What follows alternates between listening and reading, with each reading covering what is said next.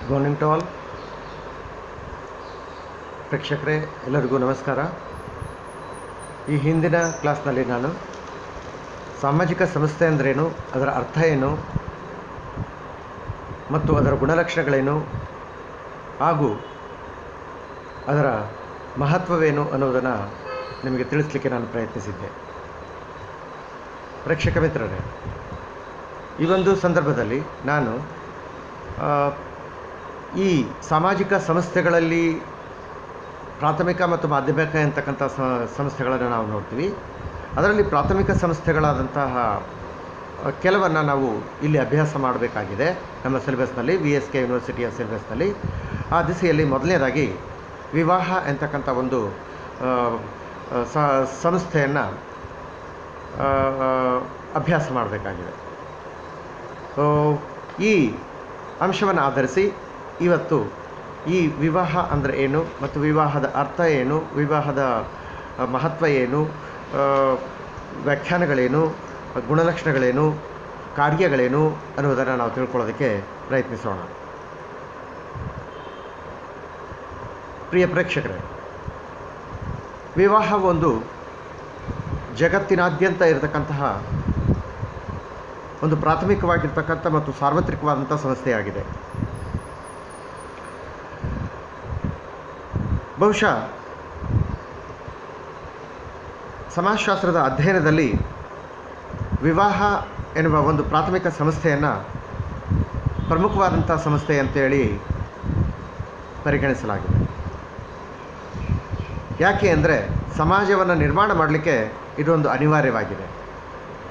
ಹಾಗೆಯೇ ಇದು ಮಾನವನ ಒಂದು ಮೂಲಭೂತ ಬಯಕೆಯಾಗಿರ್ತಕ್ಕಂಥ, ಬೇಡಿಕೆಯಾಗಿರ್ತಕ್ಕಂಥ ಲೈಂಗಿಕ ತೃಪ್ತಿಯನ್ನು ಪೂರೈಸ್ತಕ್ಕಂತಹ ಒಂದು ಸಂಸ್ಥೆಯಾಗಿದೆ.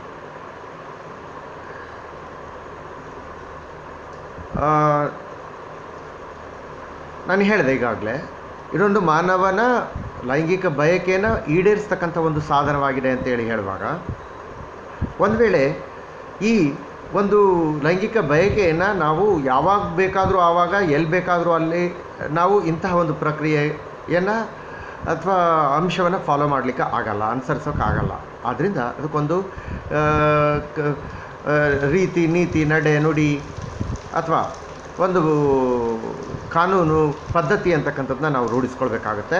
ಆ ಅರ್ಥದಲ್ಲಿ ನಮ್ಮ ಲೈಂಗಿಕ ಸಂಬಂಧವನ್ನು ಬೇರೆಲ್ಲ ಪ್ರಾಣಿಗಳಂತೆ ಅನುಭವಿಸ್ಲಿಕ್ಕೆ ನಾವು ಇಚ್ಛೆ ಪಡದೆ ಒಂದು ವ್ಯವಸ್ಥಿತವಾದಂಥ ಮಾರ್ಗದಲ್ಲಿ ಕಂಡುಕೊಳ್ಳೋದಕ್ಕೆ ಪ್ರಯತ್ನಿಸಬೇಕು ಅನ್ನುವ ದಿಸೆಯಲ್ಲಿ ಸಮಾಜದಿಂದ ಸ್ಥಾಪಿತವಾಗಿರ್ತಕ್ಕಂಥ ಒಂದು ಮುಖ್ಯವಾದಂಥ ಸಂಸ್ಥೆಯಾಗಿದೆ ಎನ್ನುವುದು ನಾವು ಅರ್ಥ ಮಾಡಿಕೊಳ್ಬೇಕು. ಇದು ಅನಿಯಂತ್ರಿತವಾಗಿರ್ತಕ್ಕಂಥ ಲೈಂಗಿಕ ಪ್ರವೃತ್ತಿಯನ್ನು ನಿಯಂತ್ರಿಸುತ್ತದೆ, ನಿರ್ದೇಶಿಸುತ್ತದೆ. ವ್ಯವಸ್ಥಿತ ರೀತಿಯಲ್ಲಿ ಮಾನವ ಸಮಾಜವನ್ನು ರೂಪಿಸಿಕೊಂಡು ಹೋಗಿ ಗುರುತರವಾಗಿರ್ತಕ್ಕಂಥ ಕಾರ್ಯವನ್ನು ನಡೆಸಲು ಈ ವಿವಾಹ ಎಂತಕ್ಕಂಥ ಸಂಸ್ಥೆ ಪ್ರಮುಖವಾದಂಥ ಪಾತ್ರವನ್ನು ವಹಿಸುತ್ತೆ.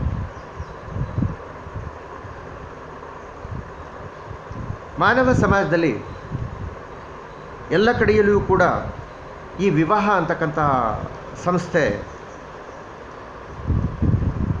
ಇದ್ದರೂ ಅದು ಏಕಪ್ರಕಾರವಾಗಿಲ್ಲ. ವಿವಾಹದ ವಯಸ್ಸು, ಸಂಗಾತಿಗಳ ಆಯ್ಕೆ, ವಿವಾಹದ ಸ್ವರೂಪ, ವಿವಾಹ ಸಮಾರಂಭದ ಸ್ವರೂಪ, ವಿಚ್ಛೇದನ, ಲೈಂಗಿಕ ಜೀವನಕ್ಕೆ ಸಂಬಂಧಿಸಿದಂತಹ ಕೆಲವಾರು ನಿಯಮಗಳು ಹಾಗೂ ಕೆಲವು ಸಂದರ್ಭಗಳಲ್ಲಿ ಮದುವೆ ಆದ ನಂತರ ಗಂಡನನ್ನು ಕಳ್ಕೊಂಡಿರ್ತಕ್ಕಂಥ ಅಥವಾ ಹೆಂಡತಿಯನ್ನು ಕಳ್ಕೊಂಡಿರ್ತಕ್ಕಂಥ ವಿಧವೆಯರಿಗೆ ಕೆಲವಾರು ಸಂಬಂಧಿಸಿದಂಥ ಕಟ್ಟಳೆಗಳನ್ನು ನಾವು ನಿರ್ಮಾಣ ಮಾಡಿಕೊಂಡಿದ್ದೀವಿ. ಇವುಗಳನ್ನು ಆಧರಿಸಿ ವಿವಾಹದ ಪ್ರಕಾರಗಳನ್ನು, ಇವುಗಳ ಮುಖ್ಯಾಂಶಗಳನ್ನು, ವೈವಿಧ್ಯತೆಗಳನ್ನು ಕಾಲ ಮತ್ತು ಸನ್ನಿವೇಶಗಳಿಗೆ ಅನುಸಾರವಾಗಿ ತಕ್ಕಂತೆ ವ್ಯತ್ಯಾಸಗಳನ್ನು ಕಂಡುಕೊಳ್ತಾ ಹೋಗಿದ್ದೀವಿ. ಅದು ನಮ್ಮ ಮಾನವ ಸಮಾಜದಲ್ಲಿ ಈ ವಿವಾಹ ಅಂತಕ್ಕಂಥ ಈ ಸಂಸ್ಥೆ ಮಾನವ ಸಮಾಜದಲ್ಲಿ ಹಾಸುಹೊಕ್ಕಾಗಿದೆ ಅಂತಕ್ಕಂಥದ್ದು ನಾವು ತಿಳ್ಕೊಳ್ಬೇಕು. ಅನೇಕ ಧರ್ಮಗಳು ಇವುಗಳ ಬಗ್ಗೆ ತಮ್ಮದೇ ಆಗಿರ್ತಕ್ಕಂಥ ವಿಶ್ಲೇಷಣೆಯನ್ನು ಕೊಡಲಿಕ್ಕೆ ಪ್ರಯತ್ನಿಸ್ತವೆ. ಪ್ರಮುಖವಾಗಿ ಹಿಂದೂ ಧರ್ಮ ಅಂತಕ್ಕಂಥದ್ದು ಪವಿತ್ರವಾದಂಥ ಧಾರ್ಮಿಕ ಒಂದು ವಿಧಿ ಆಗಿದೆ ಅಂತೇಳಿ ಪರಿಗಣಿಸಲ್ಪಟ್ಟಿದೆ. ಹಿಂದೂ ಶಾಸ್ತ್ರಜ್ಞರ ಪ್ರಕಾರ ಧರ್ಮ, ಅರ್ಥ, ಕಾಮ, ಮೋಕ್ಷ ಎಂತಕ್ಕಂಥ 4 ಪುರುಷಾರ್ಥಗಳ ಸಾಧನೆಗಳಾಗಿ ಪ್ರತಿಯೊಬ್ಬ ಹಿಂದೂವು ಕೂಡ ವಿವಾಹ ಎನ್ನುವ ಒಂದು ಸಂಬಂಧಕ್ಕೆ ಒಳಪಡಬೇಕಾಗತ್ತೆ. ಕಾಮ ಎನ್ನುವುದನ್ನು ಆಧರಿಸಿ ತಾನು ಮುಕ್ತಿ ಮಾರ್ಗವನ್ನು ಪಡ್ಕೊಳ್ಳೋದು. ವಿವಾಹದ ಮೂಲ ಉದ್ದೇಶವೇ ಗೃಹಸ್ಥಾಶ್ರಮವನ್ನು ತಲುಪ್ತಕ್ಕಂಥದ್ದು. ಅದನ್ನು ಸ್ವೀಕರಿಸಿ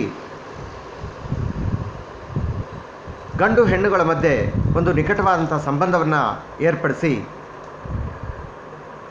ಗಂಡು ಹೆಣ್ಣುಗಳ ಮಧ್ಯೆ ಕೆಲವಾರು ನಿರ್ಬಂಧಗಳನ್ನು ಹಾಕಿ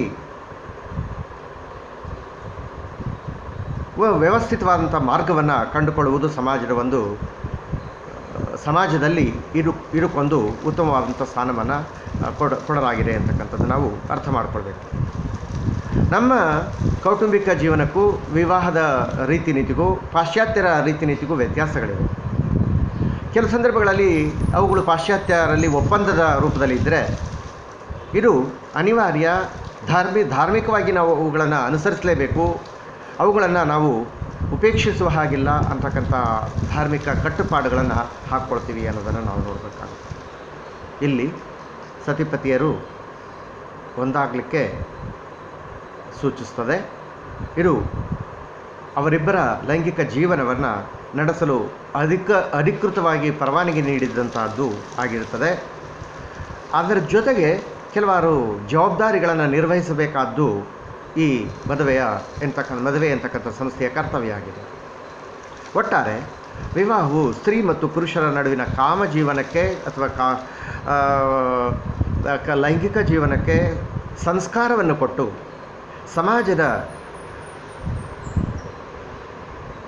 ಸಮಾಜದಲ್ಲಿ ಅವ್ಯವಸ್ಥಿತವಾದಂತಹ ಅಕ್ರಮವಾದಂತಹ ಲೈಂಗಿಕ ಸಂಬಂಧಗಳಿಗೆ ತಡೆ ಹಿಡಿಯತಕ್ಕಂತಹ ಒಂದು ಸಂಸ್ಥೆಯಾಗಿದೆ. ಹಾಗೂ ಈ ಗಂಡ ಹೆಂಡತಿಯರ ಸಂಬಂಧದ ಮೂಲಕ ಉತ್ಪತ್ತಿಯಾಗ್ತಕ್ಕಂಥ ಪ್ರಜನನ ಅಥವಾ ಉತ್ಪತ್ತಿಯಾಗ್ತಕ್ಕಂತಹ ಮಕ್ಕಳ ಮರಿಗಳನ್ನು ಲಾಲನೆ ಪೋಷಣೆಯನ್ನು ಮಾಡಿ ಸಮಾಜದ ಸದ್ವ್ಯಕ್ತಿಯನ್ನಾಗಿ ನಿರ್ಮಿಸ್ತಕ್ಕಂಥದ್ದು ಈ ಒಂದು ಸಂಸ್ಥೆಯ ಮುಖ್ಯವಾದಂಥ ಕರ್ತವ್ಯ ಆಗಿದೆ ಅಂತಕ್ಕಂಥದ್ದು ನಾವು ತಿಳ್ಕೊಳ್ಬೇಕು. ಮುಂದೆ ನಾವು ಒಂದು ಪ್ರಶ್ನೆ ಹಾಕ್ಕೊಳ್ಬೇಕು. ವಿವಾಹಕ್ಕೂ ಮತ್ತು ಕುಟುಂಬಕ್ಕೂ ಸಂಬಂಧ ಇದೆಯೇ? ಹೌದು. ಕುಟುಂಬ ಮತ್ತು ವಿವಾಹ ಅಂತಕ್ಕಂಥವು ಎರಡೂ ಭಾಳ ಮುಖ್ಯವಾದಂತಹ ಒಂದಕ್ಕೊಂದು ಪೂರಕವಾಗಿರ್ತಕ್ಕಂತಹ ಸಾಮಾಜಿಕ ಸಂಸ್ಥೆಗಳಾಗಿದ್ದಾವೆ. ಇವೆರಡೂ ಹೆಣೆದುಕೊಂಡು ಹಾಸುಹೊಕ್ಕಾಗಿರುತ್ತವೆ. ಜೈವಿಕ ಆಧಾರದ ನೆಲೆಯಲ್ಲಿಯೇ ರಚಿತವಾಗಿರುತ್ತವೆ. ವಿವಾಹದ ಮುಂದಿನ ಹಂತವೇ ಕುಟುಂಬದ ಸ್ಥಾಪನೆ. ಕುಟುಂಬವೆಂಬ ಕಟ್ಟಡಕ್ಕೆ ವಿವಾಹವು ಪ್ರವೇಶ ದ್ವಾರವಿದ್ದಂತೆ ಅಥವಾ ಬುನಾದಿ ಇದ್ದಂತೆ ಅಂತಲೂ ಕೂಡ ನಾವು ಹೇಳ್ಬೋದಾಗಿದೆ. ಆದ್ದರಿಂದ ವೆಸ್ಟರ್ನ್ ಮಾರ್ಕ್ ಅವರು ಒಂದು ಮಾತು ಹೇಳ್ತಾರೆ. ಕುಟುಂಬವು ವಿವಾಹವನ್ನು ಆಧರಿಸಿದೆ ಎನ್ನುವುದಕ್ಕಿಂತ ವಿವಾಹವು ಕುಟುಂಬದಲ್ಲಿ ಬೇರೂರಿದೆ ಎನ್ನುವುದು ಹೆಚ್ಚು ಸೂಕ್ತವಾಗಿದೆ ಅಂತೇಳಿ ಅವರು ಅಭಿಪ್ರಾಯಪಟ್ಟಿದ್ದಾರೆ. ಪ್ರಿಯ ವಿದ್ಯಾರ್ಥಿಗಳು, ಪ್ರೇಕ್ಷಕರೇ, ಗಿಲ್ಲಿನ್ ಅವರು ಈ ವಿವಾಹದ ಬಗ್ಗೆ ಒಂದು ಮಾತನ್ನು ಹೇಳ್ತಾರೆ. ಸಂತತಿಯನ್ನು ಹೊಂದುವುದಕ್ಕೆ, ಕುಟುಂಬಗಳ ಸ್ಥಾಪನೆಗೆ, ಸಮಾಜದ ಮನ್ನಣೆಗೆ ಕೊಟ್ಟಂತಹ ಮಾರ್ಗವೆಂದರೆ ವಿವಾಹ ಒಂದೇ ಎಂಬುದಾಗಿ ಅವರು ತಿಳಿಸ್ತಾರೆ. ಈ ವಿವಾಹ ಎಂತಕ್ಕಂತಹದ್ದಕ್ಕೆ ಕುಟುಂಬ ಹೇಗೆ ಸಂಬಂಧ ಹೊಂದಿದೆ ಅನ್ನೋದನ್ನು ನೋಡಿ, ಇನ್ನು ವಿವಾಹದ ಮೂಲ ಏನು ಅಂತಕ್ಕಂಥದ್ದು ತಿಳ್ಕೊಳ್ಳೋದಕ್ಕೆ ಪ್ರಯತ್ನಿಸಬೇಕು. ರೈಟ್. ಈ ವಿವಾಹ ಅಂತಕ್ಕಂಥದ್ದು ಸುದೀರ್ಘವಾದಂಥ ಇತಿಹಾಸವನ್ನು ಹೊಂದಿದೆ. ಮಾನವನ ಸಂಸ್ಕೃತಿ ಎಷ್ಟು ಪ್ರಾಚೀನವಾಗಿದೆಯೋ ವಿವಾಹದ ಒಂದು ಸಂಸ್ಥೆ ಅಥವಾ ವಿವಾಹವು ಅಂತಕ್ಕಂಥದ್ದು ಅಷ್ಟೇ ಪ್ರಾಚೀನವಾದದ್ದು ಆಗಿದೆ ಅಂತೇಳಿ ಅನೇಕರು ಅಭಿಪ್ರಾಯಪಡ್ತಾರೆ. ವಿವಾಹದ ವಿವಾಹದ ಮೂಲದ ಬಗ್ಗೆ ಸಮಾಜಶಾಸ್ತ್ರಜ್ಞರಲ್ಲಿ ಒಮ್ಮತವಿರದೆ ಸಾಕಷ್ಟು ಭಿನ್ನಾಭಿಪ್ರಾಯಗಳು ಇವೆ ಅಂತಕ್ಕಂಥದ್ದನ್ನು ನೋಡ್ಬೋದಾಗಿದೆ. ವಿಕಾಸವಾದಿಯಾಗಿರ್ತಕ್ಕಂಥ ಎಲ್.ಎಚ್. ಮಾರ್ಗನ್ ಅವರು ತಮ್ಮ ಗ್ರಂಥಗಳಾದಂತಹ system of consanguinity and affinity in the human family, this is written in 1877, and ancient society, this is written in 1877, this is also written in 1877. ಇವುಗಳಲ್ಲಿ ವಿವಾಹದ ಬಗ್ಗೆ ಬಹಳ ಮುಖ್ಯವಾದಂಥ ಚಿಂತನೆಯನ್ನು ಮಾಡಿದ್ದಾರೆ. ಅವರು ಅನೇಕ ಸಿದ್ಧಾಂತಗಳನ್ನು ಮಂಡಿಸಿದ್ದಾರೆ. ಪ್ರಾಚೀನ ಕಾಲದಲ್ಲಿ ವಿವಾಹದ ಸಂಸ್ಥೆ ಅಂತಕ್ಕಂಥದ್ದು ಅಧಿಕೃತವಾಗಿ ಇರಲಿಲ್ಲ. ಪ್ರಾಣಿ ಸಮಾಜದಲ್ಲಿರುವಂತೆ ಮಾನವ ಸಮಾಜದಲ್ಲಿ ಕೂಡ ಲೈಂಗಿಕತೆ ಅಂತಕ್ಕಂಥದ್ದು ಸ್ವಚ್ಛಂದವಾಗಿತ್ತು. ಅಂದರೆ ಲೈಂಗಿಕ ಜೀವನಕ್ಕೆ ಸಂಬಂಧಿಸಿದಂತೆ ಯಾವ ಕಟ್ಟುಪಾಡುಗಳು ಇರಲಿಲ್ಲ. ಆದರೆ ಅವರು ಹಾಗೂ ನಾವು ಹೇಳಬೇಕು ಅಂತಂದರೆ ಮಾರ್ಗನ್ ಅವರೇ ಹೇಳುವಂತೆ ಕೆಲವು ಆದಿವಾಸಿ ಸಮುದಾಯಗಳಲ್ಲಿ ಕೆಲವು ಸ್ತ್ರೀ ಪುರುಷರು ಅಥವಾ ಗಂಡು ಹೆಣ್ಣುಗಳು ಸಂಪೂರ್ಣವಾಗಿ ಸ್ವೇಚ್ಛೆಯಿಂದ ವರ್ತಿಸಲಿಕ್ಕೆ ಅವಕಾಶ ಇತ್ತು. ಅಷ್ಟೇ ಅಲ್ಲದೆ ವಿವಾಹಿತರು ಕೆಲವೊಮ್ಮೆ ತಮ್ಮ ಪತ್ನಿಯರನ್ನು ಅತಿಥಿಗಳ ಸೇವೆಗಾಗಿ ಬಿಡ್ತಕ್ಕಂಥ ಕಳಿಸ್ಕೊಡ್ತಕ್ಕಂಥ ಒಂದು ಪದ್ಧತಿಯೂ ಕೂಡ ಇತ್ತು. ಕೆಲವು ಆದಿವಾಸಿಗಳಲ್ಲಿ ಬಹುಪತ್ನಿತ್ವ ಅನ್ನೋದು ಕೂಡ ಇತ್ತು. ನಿಯೋಗ ಪದ್ಧತಿಗಳು ರೂಢಿಯಲ್ಲಿದ್ದವು ಅಂತಕ್ಕಂಥದ್ದನ್ನು ನಾವು ನೋಡ್ತಾ ಇದ್ವಿ. ಬರ್ತಾ ಈ ಕೆಲವಾರು ಕಟ್ಟುಪಾಡುಗಳನ್ನು ಹಾಕಿಕೊಂಡು ನಾವು ಲೈಂಗಿಕ ಜೀವನದ ಮೇಲೆ ನಿಯಂತ್ರಣವನ್ನು ಕಟ್ಟಲಿಕ್ಕೆ, ಏಕಪತ್ನಿತ್ವವನ್ನು ನಿರ್ಮಾಣ ಮಾಡಲಿಕ್ಕೆ ಈ ವಿವಾಹವು ಅಸ್ತಿತ್ವಕ್ಕೆ ಬಂತು ಅಂತಕ್ಕಂಥದ್ದನ್ನ ಅವರು ಹೇಳ್ತಾರೆ. ಹಾಗೆಯೇ ಈ ವಿವಾಹದ ಮೂಲದ ಬಗ್ಗೆ J.F. ಮೆಕ್ಲೆನನ್ ತನ್ನ ಪ್ರಿಮಿಟಿವ್ ಮ್ಯಾರೇಜ್ ಎಂಬ ಗ್ರಂಥದಲ್ಲಿ ಹಾಗೂ ಬ್ರಿಫಾಸ್ಟ್ ಎಂಬಾತ ತನ್ನ ದಿ ಮದರ್ಸ್ ಎಂಬ ಕೃತಿಯಲ್ಲಿ ಎಲ್.ಎಚ್. ಮಾರ್ಗನ್ ಅವರ ಅಭಿಪ್ರಾಯವನ್ನೇ ಅನುಮೋದಿಸುತ್ತಾರೆ. ಆದರೆ ವೆಸ್ಟರ್ ಮಾರ್ಕ್, ಮಲಿನವಸ್ಕಿ, ಲವ್ಯಿ ಮುಂತಾದ ಸಮಾಜಶಾಸ್ತ್ರಜ್ಞರು ಮಾರ್ಗನ್, ಮೆಕ್ಲೆನನ್, ಬ್ರಿಫಾಸ್ಟ್ ಮೊದಲಾದ ವಿಕಾಸವಾದಿಗಳ ಸಿದ್ಧಾಂತಗಳನ್ನು ಬಲವಾಗಿ ವಿರೋಧಿಸಿದ್ದಾರೆ. ವೆಸ್ಟರ್ ಮಾರ್ಕ್ ಎಂಬಾತ ಸಮಾಜಶಾಸ್ತ್ರ ಅಜ್ಞರಾದಂಥ ಅವರು ತಮ್ಮ ಹಿಸ್ಟ್ರಿ ಆಫ್ ಹ್ಯೂಮನ್ ಮ್ಯಾರೇಜ್ ಎಂಬ ಕೃತಿಯಲ್ಲಿ ಅದನ್ನು 1921ರಲ್ಲಿ ಬರೆದರು. ಆ ಕೃತಿಯಲ್ಲಿ ಹೇಳ್ತಾರೆ, ಲೈಂಗಿಕ ಸ್ವೇಚ್ಛಾ ಸಂಪರ್ಕದ ಸ್ಥಿತಿಯ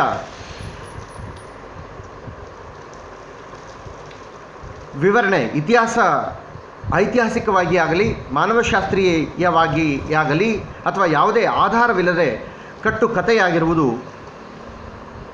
ಇಂದು ವ್ಯಾಪಕವಾಗಿ ಆಚರಣೆಯಲ್ಲಿರುವ ಏಕಪತ್ನಿತ್ವ ವಿವಾಹವು ಅನೇಕ ಹಂತಗಳನ್ನು ದಾಟಿ ಈ ಸ್ಥಿತಿಗೆ ಬಂದಿರುವುದು ಎನ್ನುವುದಾಗಿ ವಿಕಾಸವಾದಿಗಳ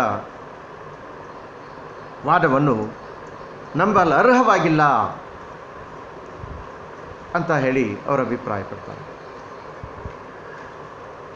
ವಿಕಾಸವಾದಕ್ಕೆ ಸಂಬಂಧಪಟ್ಟಂತೆ ಈ ಸಂದರ್ಭದಲ್ಲಿ ಅನೇಕ ರೀತಿಯಾಗಿರ್ತಕ್ಕಂತಹ ಅಂಶಗಳನ್ನು ಗಮನಿಸಿ ಇಂದಿಗೂ ಕೂಡ ಹಲವಾರು ಶತಮಾನದ ರೀತಿಯ ಒರಟು ಜೀವನವನ್ನು ನಡೆಸುತ್ತಿದ್ದಂಥ ಓಪಿ ಇಂಡಿಯನ್ನರಲ್ಲಿ, ಪಿಗ್ಮಿ ಜನಾಂಗದಲ್ಲಿ ನಾವು ಮಾರ್ಗನ್ ಹೇಳಿದಂತೆ ಏಕಪತ್ನಿತ್ವಕ್ಕೆ ರೂಢಿಸ್ಕೊಂಡಿರ್ತಕ್ಕಂಥವರು ಇದ್ದಾರೆ. ಹಿಂದಿನ ಕಾಲದಲ್ಲಿ ವಿಕಾಸವಾದಿಗಳು ಪ್ರಾಚೀನ ಮಾನವರೆಂದು ನಂಬುವ ಇವರು ಬೇಟೆ ಮತ್ತು ಆಹಾರ ಸಂಗ್ರಹಣೆಯಲ್ಲಿ ಇದ್ದು ಹಂತವಾಗಿ ಜನರು ಏಕಪತ್ನಿತ್ವ ವಿವಾಹವನ್ನೇ ಅನುಸರಿಸುತ್ತಿದ್ದರು ಅಂತ ಹೇಳಿ ಅವರು ಅಭಿಪ್ರಾಯಪಡ್ತಾರೆ. ಒಟ್ಟಾರೆ ಇವೆಲ್ಲವನ್ನು ನಾವು ನೋಡಿಕೊಂಡಾಗ ಐತಿಹಾಸಿಕವಾಗಿ ಇತಿಹಾಸದುದ್ದಕ್ಕೂ ಕೂಡ ಈ ವಿವಾಹ ಎನ್ನುವ ಪದ್ಧತಿಗೆ ನಾವು ಹೊಂದ್ಕೊಂಡು ಹೋಗಿದ್ದೀವಿ ಅನ್ನೋದನ್ನು ನಾವು ನೋಡ್ಬೋದಾಗಿದೆ. ಇಂಥ ಆದಿವಾಸಿ ಜನಗಳಲ್ಲಿಯೂ ಕೂಡ ಅನೇಕ ರೀತಿಯಾಗಿರ್ತಕ್ಕಂಥ ಪ್ರಕಾರದ ಮದುವೆಗಳನ್ನು ನಾವು ಕಂಡಿದ್ವಿ, ಪದ್ಧತಿಗಳನ್ನು, ವಿವಾಹಗಳನ್ನು ಕಂಡಿದ್ವಿ ಅಂತ ಹೇಳಿ ಇವರೆಲ್ಲ ಮೇಲೆ ಹೇಳಿದಂಥ ಸಮಾಜಶಾಸ್ತ್ರಜ್ಞರು ಅಭಿಪ್ರಾಯ ಪಡ್ತಾರೆ. ವಿದ್ಯಾರ್ಥಿ ಮಿತ್ರರು, ಇವುಗಳಿಗೆ ವ್ಯಾಖ್ಯಾನ ಕೊಡೋದು, ಇದರ ಈಗಾಗಲೇ ನಾವು ಹೇಳಿಬಿಟ್ಟಿದ್ದೀವಿ. ವಿವಾಹ ಅಂದರೆ ಸತಿಪತಿಯರಾಗುವುದು, ಯಾರು ಗಂಡು ಹೆಣ್ಣುಗಳು ಅನ್ನುವ ಅರ್ಥವನ್ನು ನಾವು ಹೇಳ್ಕೊಂಡಿದ್ದೀವಿ. ಮುಂದುವರೆದು ಅವರು ಜೀವನದಲ್ಲಿ ಲೈಂಗಿಕ ಅಪೇಕ್ಷೆಯನ್ನು ಈಡೇರಿಸಿಕೊಳ್ಳೋದು ಅಲ್ಲದೆ ಸಂತಾನವನ್ನು ಉತ್ಪತ್ತಿ ಮಾಡಿಕೊಳ್ಳೋದ್ರ ಮೂಲಕ, ಧರ್ಮವನ್ನು ಆಚರಣೆ ಮಾಡಿಕೊಳ್ಳೋದ್ರ ಮೂಲಕ ಸಮಾಜದಲ್ಲಿ ಒಂದು ಕಟ್ಟುನಿಟ್ಟಾದಂಥ ಕ್ರಮದಿಂದ ಬದುಕನ್ನು ಶಿಸ್ತುಮಯವಾಗಿ ಕಳೆಯತಕ್ಕಂಥ ಒಂದು ವಿಧಾನವೇ ಈ ವೈವಾಹಿಕ ಪದ್ಧತಿ ಎನ್ನುವ ಸಂಸ್ಥೆ ನಮ್ಮನ್ನು ನಾಗರಿಕತೆಯತ್ತ ಕೊಂಡೊಯ್ದಿದೆ ಅಂತಕ್ಕಂಥದ್ದನ್ನು ನಾವು ಈ ಮೇಲೆ ಹೇಳಿದಂಥ ಎಲ್ಲ ಸಮಾಜಶಾಸ್ತ್ರಜ್ಞರ ಅಭಿಪ್ರಾಯವನ್ನು ನಾವು ಕಂಡುಕೊಳ್ಬೋದಾಗಿದೆ. ಸೊ ಇವುಗಳಿಗೆ ಇರತಕ್ಕಂತಹ ವ್ಯಾಖ್ಯಾನಗಳು ಏನು, ಅದೇ ಅರ್ಥವನ್ನು ಕೊಡ್ತಕ್ಕಂಥ ವ್ಯಾಖ್ಯಾನಗಳನ್ನು ನಾವು ಪ್ರಶ್ನೆ ಪತ್ರಿಕೆಯಲ್ಲಿ ಅಕಸ್ಮಾತ್ ವಿವಾಹ ಎಂದರೇನು ಅಂತಕ್ಕಂಥದ್ದನ್ನು ಕೇಳಿದಾಗ, ವಾಟ್ ಈಸ್ ಮ್ಯಾರೇಜ್ ಅಂತ ಕೇಳಿದಾಗ ಅದಕ್ಕೆ ಸೂಕ್ತವಾದಂಥ ಯಾವುದಾದ್ರೂ ಒಂದು ವ್ಯಾಖ್ಯಾನವನ್ನು ನಾವು ನೀಡಬೇಕಾಗತ್ತೆ. ಆ ದಿಸೆಯಲ್ಲಿ ನೋಡೋಣ. ಸೊ ಎಡ್ವರ್ಡ್ ವೆಸ್ಟರ್ ಮಾರ್ಕ್ ಅವರು ತಮ್ಮ ಹಿಸ್ಟ್ರಿ ಆಫ್ ಹ್ಯೂಮನ್ ಮ್ಯಾರೇಜ್ ಎಂಬ ಕೃತಿಯಲ್ಲಿ ಹೇಳ್ತಾರೆ, ಪ್ರಜೋತ್ಪಾದನೆಯ ಕ್ರಿಯೆಯಾದ ಶಿಶುವಿನ ಜನನದವರೆಗೆ ಮಾತ್ರ ಮುಂದುವರಿಯದೆ ಅನಂತರವೂ ಕೂಡ ಸಾಮಾನ್ಯವಾಗಿ ಹೆಚ್ಚು ಕಾಲ ಮುಂದುವರಿಯುವ ಗಂಡು ಹೆಣ್ಣುಗಳ ನಡುವಿನ ಸಂಬಂಧಕ್ಕೆ ವಿವಾಹ ಎಂದು ಕರೆಯುತ್ತಾರೆ ಅಂತ ಅವರು ಹೇಳಿದ್ದಾರೆ. ಸೂಕ್ತವಾಗಿ ನಿಮಗೆ ಇದು ಅರ್ಥ ಆಗುತ್ತೆ. ಗಿಲಿನ್ ಅವರ ಪ್ರಕಾರ ಸಂತಾನ ಪಡೆಯಲು, ಕುಟುಂಬವನ್ನು ಸ್ಥಾಪಿಸಲು ಸಮಾಜದಿಂದ ಪಡೆದಂಥ ಒಪ್ಪಿಗೆಯೇ ವಿವಾಹವಾಗಿದೆ ಅಂತೇಳಿ ಸಿಂಪಲ್ಲಾಗಿ ಅವರು ಹೇಳಿದ್ದಾರೆ. ಇದು ಸಮಾಜದಿಂದ ಒಪ್ಪಿಗೆಯನ್ನು ಪಡೀತಕ್ಕಂಥದ್ದು. ಅಂದರೆ ಗಂಡು ಹೆಣ್ಣುಗಳ ಮಧ್ಯೆ ಈ ಒಂದು ಸಂಬಂಧ, ಮದುವೆ ಅಂತಕ್ಕಂಥ ಸಂಬಂಧವನ್ನು ಏರ್ಪಡಿಸಿ ಕುಟುಂಬವನ್ನು ಸ್ಥಾಪನೆ ಮಾಡಬೇಕು ಅಂತಕ್ಕಂಥದ್ದನ್ನ ಎಲ್ಲರಿಗೂ ತಿಳಿಸ್ತಾ ಒಂದು ಸಮಾಜದಿಂದ ಒಪ್ಪಿಗೆಯನ್ನು ಪಡ್ಕೊಂಡಿರ್ತಕ್ಕಂಥದ್ದು ಆಗಿರ್ತದೆ ಅಂತ ನಾವು ಹೇಳ್ಬೋದಾಗಿದೆ. ಎ.ಜಿ. ಕೆಲ್ಲರ್ ಅವರು ಮುಂದುವರೆದು ಹೇಳ್ತಾರೆ, ವಿವಾಹ ಎಂಬತಕ್ಕಂಥ ಸಂಸ್ಥೆಯು ಸ್ತ್ರೀ ಪುರುಷರಲ್ಲಿ ನೈತಿಕ ಸಂಬಂಧವನ್ನು ನಿರ್ಮಿಸುವ ಒಂದು ಸಾಂಸ್ಕೃತಿಕ ವ್ಯವಸ್ಥೆಯಾಗಿದೆ. ಇದರ ಮುಖ್ಯ ಉದ್ದೇಶಗಳು ಮಕ್ಕಳಿಗೆ ಜನ್ಮ ಕೊಡುವುದು ಮತ್ತು ಅವುಗಳನ್ನು ಪೋಷಿಸುವುದೇ ಆಗಿದೆ ಎಂದು ಅವರು ಅಭಿಪ್ರಾಯಪಟ್ಟಿದ್ದಾರೆ. ಇನ್ನು ಬಿ. ಮೆಲಿನೋವ್ಸ್ಕಿ ಅವರು ಈ ರೀತಿಯಾಗಿ ವಿವಾಹಕ್ಕೆ ವ್ಯಾಖ್ಯಾನವನ್ನು ಕೊಡ್ತಾರೆ. ವಿವಾಹವು ಸ್ತ್ರೀ ಪುರುಷರ ಲೈಂಗಿಕ ಅಪೇಕ್ಷೆಯ ಪೂರೈಕೆಗಾಗಿ ಮತ್ತು ಸಂತಾನೋತ್ಪತ್ತಿಗಾಗಿ ಉದ್ದೇಶಪೂರ್ವಕವಾಗಿ ಏರ್ಪಡಿಸಿಕೊಂಡಿರುವ ಒಂದು ಒಪ್ಪಂದವಾಗಿದೆ ಅಂತ ಹೇಳಿ ಅವರು ಅಭಿಪ್ರಾಯನ ಪಡ್ತಾರೆ. ರಾಬರ್ಟ್ ಹೆಚ್ ಲೂಯಿಸ್ ರವರು ಲೈಂಗಿಕ ಇಚ್ಛೆಯ ಪೂರೈಕೆಯ ಜೊತೆಗೆ ಸ್ತ್ರೀ ಪುರುಷರ ಶಾಶ್ವತ ಸಂಬಂಧವನ್ನು ರೂಪಿಸಿ ಕೌಟುಂಬಿಕ ಜೀವನಕ್ಕೆ ಹೊಂದಾಣಿಕೆ ಮತ್ತು ಮಹತ್ವವನ್ನು ನೀಡುವುದೇ ವಿವಾಹವಾಗಿದೆ ಅಥವಾ ವಿವಾಹದ ಉದ್ದೇಶವಾಗಿದೆ ಅಂತ ಹೇಳ್ತಕ್ಕಂಥದ್ದು ನಾವು ನೋಡ್ಬೋದಾಗಿದೆ. ಹೀಗೆ ಹಾರ್ಟನ್ ಮತ್ತು ಹಂಟ್ ಅವರು ಹೇಳ್ತಾರೆ, ವಿವಾಹವು ಸಾಮಾಜಿಕ ವಿಧಾನದ ಅನುಮೋದನೆಗಳಲ್ಲಿ ಇಬ್ಬರು ಅಥವಾ ಹೆಚ್ಚಿನವರು ಕುಟುಂಬವನ್ನು ಸ್ಥಾಪಿಸಬಹುದಾದುದು ಆಗಿದೆ ಅಂತ ಹೇಳ್ತಾರೆ. ಲುಂಡ್ಸ್ಬರ್ಗ್ ಅವರು ಹೇಳ್ತಾರೆ, ವಿವಾಹವು ಪತಿ ಪತ್ನಿಯರ ಪರಸ್ಪರ ಹೊಂದಿರಬೇಕಾದಂಥ ಹಕ್ಕು, ಕರ್ತವ್ಯ ಮತ್ತು ಸವಲತ್ತುಗಳನ್ನು ವ್ಯಾಖ್ಯಾನಿಸುವ ನಿಯಮ ನಿಬಂಧನೆಗಳನ್ನು ಒಳಗೊಂಡಿರುತ್ತದೆ ಅಂತ ಅವರು ಅಭಿಪ್ರಾಯಪಡ್ತಾರೆ. R.H. ಲವ್ವಿ ಅವರು ಹೀಗೆ ಹೇಳ್ತಾರೆ, ಅನುಮತಿ ನೀಡಬಹುದಾದಂತಹ ಸಂಗಾತಿಗಳ ನಡುವಿನ ಶಾಶ್ವತ ಸಂಯೋಗವೇ ವಿವಾಹ. ಸೊ ಹೀಗೆ ಸಾಕಷ್ಟು ವ್ಯಾಖ್ಯಾನಗಳನ್ನು ನಾವು ನೀಡಬಹುದಾಗಿದೆ. ಒಟ್ಟಾರೆ ಈ ಎಲ್ಲ ವ್ಯಾಖ್ಯಾನಗಳ ಅರ್ಥ ಇಷ್ಟೇ, ಗಂಡು ಹೆಣ್ಣು ಅನ್ನುವ ವ್ಯಕ್ತಿಗಳು ತಮ್ಮ ನೈಸರ್ಗಿಕ ಕ್ರಿಯೆಯಾಗಿರ್ತಕ್ಕಂಥ ಲೈಂಗಿಕ ಬಯಕೆಯನ್ನು ಈಡೇರಿಸಿಕೊಳ್ಳುವುದಕ್ಕೆ ವ್ಯವಸ್ಥಿತವಾಗಿ ಕ್ರಮಬದ್ಧವಾಗಿ ಕಟ್ಟುಪಾಡುಗಳ ಮುಖಾಂತರ ಅಕ್ರಮವಾಗಿ ಸಂಬಂಧವನ್ನು ಹೊಂದದೆ ಒಂದು ಸಾಮಾಜಿಕವಾದಂಥ ಎಲ್ಲರಿಂದ ಒಪ್ಪಿಗೆ ಪಡೆದಂಥ ಮಾನ್ಯತೆ ಪಡೆದಂತಹ ಜೊತೆಯಾಗಿದ್ದು, ಗಂಡು ಹೆಣ್ಣು ಜೊತೆಯಾಗಿದ್ದು ಮಕ್ಕಳು ಮರಿಗಳನ್ನು ಪೋಷಣೆ ಮಾಡಿ ಸಮಾಜದ ಮುಖ್ಯವಾಹಿನಿಗೆ ಅವರನ್ನು ಕೊಂಡೊಯ್ದು ತಮ್ಮ ಜೀವನದ ಸಾರ್ಥಕತೆಯನ್ನು ಕಂಡುಕೊಳ್ಳುವ ಸಂಸ್ಥೆಯೇ ವಿವಾಹ ಪದ್ಧತಿಯಾಗಿದೆ ಅಂತಕ್ಕಂಥದ್ದು ನಾವು ಅರ್ಥ ಮಾಡ್ಕೊಳ್ಳೋದಕ್ಕೆ ಪ್ರಯತ್ನಿಸ್ತೀವಿ. ವೆಲ್, ಕೊನೆಯದಾಗಿ ಒಂದು ಮಾತು ಹೇಳಿದರೆ, ಗಾಂಧಿಯವರು ಹೇಳಿರೋದಂಥ ಒಂದು ವ್ಯಾಖ್ಯಾನವನ್ನು ನಾವು ನೋಡಿದರೆ, ಗಾಂಧೀಜಿಯವರು ಹೇಳ್ತಾರೆ, ಈ ವಿವಾಹ ಅಂತಕ್ಕಂಥದ್ದು ಮುಖ್ಯವಾಗಿ ಮಾನವನಲ್ಲಿರತಕ್ಕಂಥ ದೈಹಿಕ ಸಖ್ಯದ ಒಂದು ಆಸೆಯನ್ನು ಈಡೇರಿಸುವುದಷ್ಟೇ ಅಲ್ಲದೆ ಆತ್ಮಸುಖವನ್ನು ಸಾಧಿಸುವ ಗುರಿಯನ್ನು ಹೊಂದಿದೆ ಅಂತ. ಸೊ ಈ ವಿವಾಹವು ದೈಹಿಕ ಸಖ್ಯದ ಮೂಲಕ ಆತ್ಮ ಸುಖವನ್ನು ಸಾಧಿಸುವುದೇ ಆಗಿದೆ ಅಂತೇಳಿ ಅವರು ಅಭಿಪ್ರಾಯ ಪಡ್ತಾರೆ. ಓಕೆ, ಇಷ್ಟು ಹೇಳಿದ ನಂತರ ಇವುಗಳ ಕಾರ್ಯಗಳನ್ನು ನಾವು ನೋಡ್ತಾ ಹೋಗಬೇಕು. ಈಗಾಗಲೇ ನಾವು ಹೇಳಿದ್ದೀವಿ, ಇದೊಂದು ಆರೋಗ್ಯಪೂರ್ಣವಾದಂಥ ಸಮಾಜದ ವ್ಯವಸ್ಥೆಯಲ್ಲಿ ಕಟ್ಟುಪಾಡುಗಳನ್ನು ಹಾಕಿಕೊಂಡು ಗಂಡ ಇಬ್ಬರು ಜೀವನ ಮಾಡ್ತಾ ಮಕ್ಕಳು ಮರಿಗಳನ್ನು ಬೆಳೆಸ್ತಕ್ಕಂತಹ ಒಂದು ವ್ಯವಸ್ಥಿತವಾದಂಥ ಸಂಸ್ಥೆಯಾಗಿದೆ ಅನ್ನೋದನ್ನು ನಾವು ಕಂಡುಕೊಂಡಿದ್ದೀವಿ. ಇವುಗಳಿಗೆ ಗುಣಲಕ್ಷಣಗಳು ಏನಿವೆ ಅಂತಕ್ಕಂಥದ್ದು ವ್ಯಾಖ್ಯಾನದಲ್ಲಿ ಹೇಳಿರ್ತಕ್ಕಂಥ ಅರ್ಥವನ್ನೇ ನಾವು ಇಲ್ಲಿ ಪ್ರತಿಪಾದನೆ ಮಾಡ್ತಾ ಹೋಗ್ತೀವಿ. ಅವುಗಳನ್ನು ಒಂದೊಂದೇ ಸರಳವಾಗಿ ಹೇಳ್ಕೊಳ್ತಾ ಹೋಗಲಿಕ್ಕೆ ನಾನು ಪ್ರಯತ್ನಿಸ್ತೀನಿ. ವಿವಾಹವು ಒಂದನೇದಾಗಿ ಕುಟುಂಬದ ಸ್ಥಾಪನೆಗೆ ಎಡೆ ಮಾಡಿಕೊಡುತ್ತದೆ. ಸೊ ವಿವಾಹದ ಕಾರ್ಯಗಳು ಅಂತ ಹೇಳಿಕೊಂಡು ಹೆಡ್ಲೈನಲ್ಲಿ ಅಡಿಯಲ್ಲಿ ನಾವು ಹೇಳ್ತೀವಿ, ವಿವಾಹವು ಕುಟುಂಬದ ಸ್ಥಾಪನೆಗೆ ಎಡೆ ಮಾಡಿಕೊಡುತ್ತದೆ. ಕುಟುಂಬ ಅನ್ನೋದು ರಚನೆ ಆಗಬೇಕು ಅಂದರೆ ಗಂಡು ಹೆಣ್ಣುಗಳ ಮಿಲನ ಆಗಬೇಕು. ತನ್ಮೂಲಕ ನಾವು ಮಕ್ಕಳು ಮರಿಗಳನ್ನು ಪಡೀತಕ್ಕಂಥದ್ದು ಮತ್ತು ಮುಂದುವರೆದು ವಂಶ ಪಾರಂಪರ್ಯವಾದಂತಹ ಜನರನ್ನು ಜನಪ್ರತಿನಿಧಿಗಳನ್ನು ಹುಟ್ಟು ಹಾಕ್ತಾ ಜೀವನವನ್ನು ಸಾಗಿಸುವ ಕ್ರಮವನ್ನು ನಾವು ಕಂಡುಕೊಳ್ತೀವಿ. ಆದ್ದರಿಂದ ಇದು ಕುಟುಂಬದ ಸ್ಥಾಪನೆಗೆ ಎಡೆ ಮಾಡಿಕೊಡ್ತದೆ. ಅಷ್ಟೇ ಅಲ್ಲದೆ ನಮ್ಮ ದೈನಂದಿನ ನಮ್ಮ ದೈಹಿಕ ಬಯಕೆಯನ್ನು ಈಡೇರಿಸಿಕೊಳ್ಳೋದಕ್ಕೆ ಅದು ಆಸ್ಪದವನ್ನು ಮಾಡಿಕೊಡ್ತದೆ ಅಂತಕ್ಕಂಥದ್ದನ್ನ ನೋಡ್ಬೋದಾಗಿದೆ. ಅದೇ ಅಂಶವನ್ನು ಎರಡನೇ ಪಾಯಿಂಟ್ನಲ್ಲೂ ಹೇಳಿಕೊಡ್ತದೆ.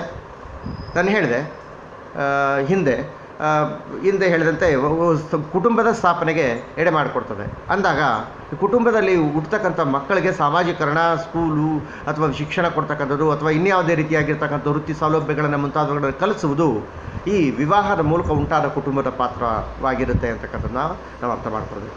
ಎರಡನೇದಾಗಿ ಲೈಂಗಿಕ ಬಯಕೆಗಳ ಒಂದು ಪೂರೈಕೆ. ಅನೇಕ ಸಂದರ್ಭಗಳಲ್ಲಿ ಕವಿಗಳು ಬೇಕಾದಷ್ಟು ಮಾತುಗಳನ್ನು ಹೇಳಿರತಕ್ಕಂಥದ್ದನ್ನು ನೋಡಬಹುದಾಗಿದೆ. ಅನ್ನದಾತುರಕ್ಕಿಂತ ಚಿನ್ನದಾತುರಕ್ಕಿಂತ ತೀಕ್ಷ್ಣವಾದುದು ಈ ಗಂಡು ಹೆಣ್ಣುಗಳ ಒಲುಮೆ ಅಂತಕ್ಕಂಥದ್ದನ್ನು. ಈ ಡಿವಿಜಿಯವರ ಒಂದು ಸಾಲನ್ನು ಅವರು ಹೇಳಿದಂತೆ ಹೇಳಬೇಕು ಅಂದರೆ, ಅನ್ನದಾತುರಕ್ಕಿಂತ ಚಿನ್ನದಾತುರ ತೀಕ್ಷ್ಣ, ಚಿನ್ನದಾತುರಕ್ಕಿಂತ ಗಂಡು ಹೆಣ್ಣುಗಳ ಒಲುಮೆ ಇವು ಶ್ರೇಷ್ಠ ಅಂತಕ್ಕಂಥದ್ದು, ತೀಕ್ಷ್ಣ ಅಂತಕ್ಕಂಥದ್ದು ಎಂದು ಡಿವಿಜಿಯವರು ಅಭಿಪ್ರಾಯಪಟ್ಟಿದ್ದಾರೆ. ಹಾಗೆ ನಮಗೆ ಗೊತ್ತು, ಸಾಮಾನ್ಯವಾಗಿ ಕಾಮಾತುರಾಣಂ ನಭಯಂ ನ ಲಜ್ಜ ಅಂತ ಹೇಳ್ತಕ್ಕಂಥದ್ದು, ವಿದ್ಯಾತುರಾಣಂ ನಭಯಂ ನ ಸುಖಂ ನ ನಿದ್ರಾ ಅಂತಕ್ಕಂಥದ್ದನ್ನು ನಾವು ಕೇಳಿದ್ದೀವಿ. ಯಾರಿಗೆ ಕಾಮ ಆತುರತೆ ಇರುತ್ತೋ ಅವರು ಯಾವುದನ್ನು ಕೂಡ ಪರಿಗಣಿಸದೆ, ಎಲ್ಲಿದ್ದೀವಿ ಅನ್ನತಕ್ಕಂಥದ್ದನ್ನು ಪರಿಗಣಿಸದೆ ಆ ಒಂದು ಮಾಯೆಗೆ ಸಿಲುಕೊಂಡು ಹೋಗ್ತಕ್ಕಂಥದ್ದನ್ನು ನಾವು ನೋಡ್ತೀವಿ. ಅದನ್ನು ಕಂಟ್ರೋಲ್ ಮಾಡ್ತಕ್ಕಂಥವ್ರು ಕೆಲವರು ಸಾಧಕರು ಮಾತ್ರ ಅದನ್ನು ಮಾಡ್ಬೋದಾಗಿದೆ. ಜನಸಾಮಾನ್ಯರು ಅದನ್ನು ಕಂಟ್ರೋಲ್ ಮಾಡೋಕ್ಕಾಗಲ್ಲ ಅಂತಕ್ಕಂಥದ್ದನ್ನ ಇಲ್ಲಿ ಹೇಳ್ತೀವಿ. ಒಟ್ಟಾರೆ ಲೈಂಗಿಕ ಕ್ರಿಯೆ ಅಂತಕ್ಕಂಥದ್ದು ನೈಸರ್ಗಿಕವಾದಂಥ ಕ್ರಿಯೆಯಾಗಿದೆ. ಅಂತಹ ಕ್ರಿಯೆಯನ್ನು ನಾವು ವ್ಯವಸ್ಥಿತವಾದಂಥ ರೂಪದಲ್ಲಿ ಕಂಡುಕೊಳ್ಳೋದಕ್ಕೆ ವಿವಾಹ ಅಂತಕ್ಕಂಥದ್ದನ್ನು ನಾವು ಬಳಸ್ಕೊಂಡು ವಿವಾಹದ ಮೂಲಕ ಕುಟುಂಬವನ್ನು ಸ್ಥಾಪನೆ ಮಾಡಿಕೊಂಡು ಕುಟುಂಬದ ಮೂಲಕ ನಾವು ನಮ್ಮ ಮಕ್ಕಳು ಮರಿಗಳನ್ನು ನೈಜ ಜೀವನದಲ್ಲಿ ನಿಸರ್ಗದ ಜೀವನದಲ್ಲಿ ಸಮಾಜದ ಬೆಳವಣಿಗೆಯಲ್ಲಿ ಮುಖ್ಯವಾದಂಥ ಪಾತ್ರವನ್ನು ವಹಿಸಲಿಕ್ಕೆ ನಾವು ಪ್ರಯತ್ನಿಸ್ಬೋದು ಈ ಸಂಸ್ಥೆಯ ಮೂಲಕ ಅನ್ನೋದನ್ನು ಈ ಕಾರ್ಯವನ್ನು ಇದು ಮಾಡುತ್ತೆ ಅಂತ ಹೇಳ್ಬೋದಾಗಿದೆ. ಮೂರನೇದಾಗಿ ಈಗಾಗಲೇ ಹೇಳಿದ್ದೀವಿ, ವಿವಾಹವು ಲೈಂಗಿಕ ಸಂಬಂಧಗಳನ್ನು ನಿಯಂತ್ರಿಸುತ್ತದೆ.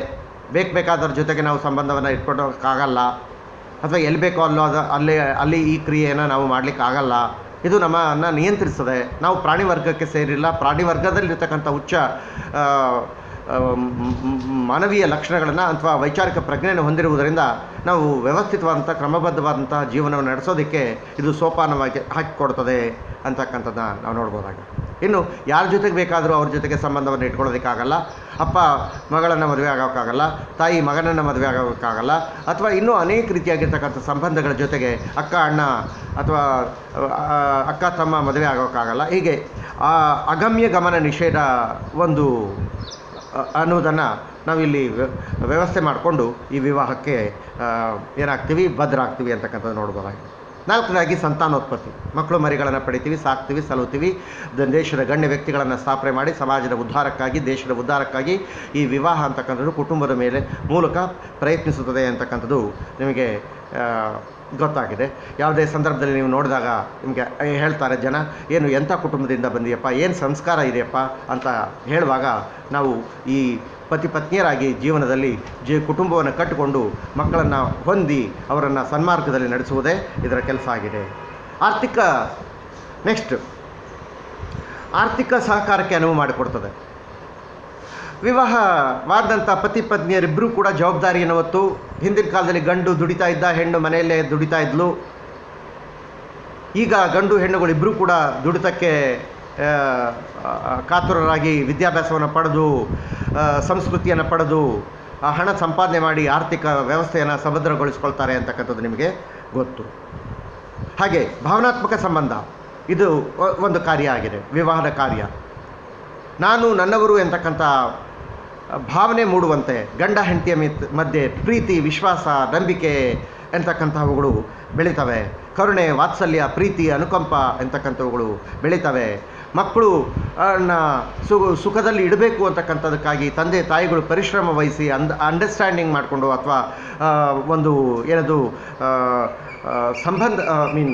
ವೈಚಾರಿಕ ಚಿಂತನೆಯನ್ನು ಉಪಯೋಗಿಸ್ಕೊಂಡು ಜೀವನ ಮಾಡ್ತಕ್ಕಂಥ ಒಂದು ಅವಕಾಶವನ್ನು, ಭಾವನಾತ್ಮಕ ಸಂಬಂಧವನ್ನು ನನ್ನ ಮಗ, ನನ್ನ ಮಗಳು, ನನ್ನ ಹೆಂಡತಿ, ನನ್ನ ತಂಗಿ, ನನ್ನ ಅಕ್ಕ ಎಂತಕ್ಕಂಥ ಭಾವ ಮೂಡುವಂತಹ ಒಂದು ವ್ಯವಸ್ಥೆಗೆ ಈ ಕುಟುಂಬದಲ್ಲಿ ವಿವಾಹ ಅಂತಕ್ಕಂಥದ್ದು ಪವಿತ್ರವಾದಂತಹ ಒಂದು ಪಾತ್ರವನ್ನು ನಿರ್ವಹಿಸುತ್ತದೆ ಅಂತಕ್ಕಂಥದ್ದು ನಾವು ನೋಡ್ಬೋದಾಗಿದೆ. ಅಷ್ಟೇ ಅಲ್ಲದೆ ಸಮಾಜದಲ್ಲಿ ಈ ಕುಟುಂಬದ ಮೂಲಕ ಹೊರಬಂದಂಥ ವ್ಯಕ್ತಿ ಸೃಜನಶೀಲನಾಗಿ ಶೈಕ್ಷಣಿಕ, ರಾಜಕೀಯ, ಕ್ರೀಡೆ, ಸಾಹಿತ್ಯ, ಕೃಷಿ, ಕಲೆ ಮುಂತಾದವುಗಳಲ್ಲಿ ಛಾಪನ್ನು ಮೂಡಿಸ್ತಾ ಕುಟುಂಬಕ್ಕೆ ಮತ್ತು ತಂದೆ ತಾಯಿಗಳಿಗೆ ಹೆಸರನ್ನು ಪಡೆಯುವಂಥ ರೀತಿಯಲ್ಲಿ ಸಂಸಾರವನ್ನು ಕಟ್ಕೊಳ್ಬೇಕಾಗುತ್ತೆ ಅಂತಕ್ಕಂಥದ್ದು ನಾವು ನೋಡ್ಬೋದಾಗಿದೆ. ಹಾಗೂ ನಾವು ಇದಕ್ಕೊಂದು ಮುಖ್ಯವಾದಂಥ ಕೊನೆಯ ಅಂಶವನ್ನು ಹೇಳಬೇಕು ಅಂತಂದರೆ, ಸಮಾಜದ ಐಕ್ಯತೆಯನ್ನು ಕಾಪಾಡುವಲ್ಲಿ ಇದು ಸಹಕಾರಿಯಾಗಿದೆ. ವಿವಾಹದಿಂದ ಸ್ತ್ರೀ ಪುರುಷರು ಸಂಯೋಗಕ್ಕೆ ಒಳಪಡ್ತಾರೆ. ಎರಡು ಕುಟುಂಬಗಳು ಸಂಯೋಗಗೊಳ್ತವೆ. ಇಲ್ಲಿ ಗಂಡು ಹೆಣ್ಣು ಸಂಯೋಗ ಅಂತಕ್ಕಂಥದ್ರ ಅರ್ಥ ಒಂದು ರೀತಿಯಾಗಿ ಆದರೆ, ಗಂಡಿನ ಮನೆಯವರು ಮತ್ತು ಹೆಣ್ಣಿನ ಮನೆಯವರು ಒಟ್ಟಿಗೆ ಸಾಮಾಜಿಕ ಜೀವನದಲ್ಲಿ ಅರಿತು ಬೆರೆತು ಒಳ್ಳೆಯ ಸಂತೋಷಮಯವಾದಂಥ ಜೀವನವನ್ನು ಸ್ಥಾಪನೆ ಮಾಡ್ಕೊಳ್ಳೋದಕ್ಕೆ ಈ ವಿವಾಹ ಅಂತ, ಎಲ್ಲೋ ಇರತಕ್ಕಂಥ ಗಂಡು ಎಲ್ಲೋ ಇರತಕ್ಕಂಥ ಹೆಣ್ಣನ್ನು ಮದುವೆ ಹಾಕ್ಕೊಂಡು ಅವೆರಡು ಮನೆಗಳ ಮೇಲೆ ಉತ್ತಮ ಬಾಂಧವ್ಯವನ್ನು ಬೆಸೆಸತಕ್ಕಂಥ ಸಂದರ್ಭವನ್ನು ನಿರ್ಮಾಣ ಮಾಡಿಕೊಡ್ತಕ್ಕಂಥ ಒಂದು ಸಂಸ್ಥೆ ಈ ಒಂದು ಸಾಮಾಜಿಕವಾದಂಥ ಸಂಸ್ಥೆ ಈ ವಿವಾಹ ಆಗಿದೆ ಅಂತಕ್ಕಂಥದ್ದನ್ನು ನೋಡಬಹುದಾಗಿದೆ. ಇಲ್ಲಿ ನಾವು ಅನೇಕ ಸಂದರ್ಭಗಳಲ್ಲಿ ಧಾರ್ಮಿಕವಾಗಿ ಭಾಷೆಯಲ್ಲಿ ವ್ಯತ್ಯಾಸವಿದ್ದರೂ ಕೂಡ, ಗಂಡು ಹೆಣ್ಣುಗಳ ಮನೆಯವರಲ್ಲಿ ವ್ಯತ್ಯಾಸವಿದ್ದರೂ ಕೂಡ ಏಕತೆಯನ್ನು ಮೂಡಿಸಲಿಕ್ಕೆ ಈ ವಿವಾಹ ಅಂತಕ್ಕಂಥ ಪದ್ಧತಿ ರಚನೆ ಮಾಡಿಕೊಡ್ತದೆ. ತನ್ಮೂಲಕ ಸಮಾಜದ ಜನರನ್ನು ಒಗ್ಗೂಡಿಸುವಂಥ ಒಂದು ಕಾರ್ಯವನ್ನು ಮಾಡಿ ಸಮಾಜಕ್ಕೆ ಶ್ರೇಷ್ಠ ವ್ಯಕ್ತಿಗಳನ್ನು, ಶ್ರೇಷ್ಠ ಒಂದು ಪದ್ಧತಿಯನ್ನು ಸಂಪಾದಿಸಿ ಕೊಡುತ್ತದೆ ಈ ವಿವಾಹ ಪದ್ಧತಿ ಅಂತಕ್ಕಂಥದ್ದನ್ನು ನಾವು ಅರ್ಥ ಮಾಡ್ತೀವಿ. ಇಷ್ಟು ಹೇಳ್ತಾ ಈ ವಿಷಯಕ್ಕೆ ಈಗ ನಾನು ವಿದಾಯ ಆಡ್ತೀನಿ. ಮುಂದಿನ ನಾವು ವಿಷಯವನ್ನು ಮುಂದಿನ ಕ್ಲಾಸ್ನಲ್ಲಿ ಮುಂದಿನ ಭಾಗದಲ್ಲಿ ಅಧ್ಯಯನ ಮಾಡೋಣ. ಅಲ್ಲಿವರೆಗೂ ಶುಭ ದಿನ. All the best. Have A nice day.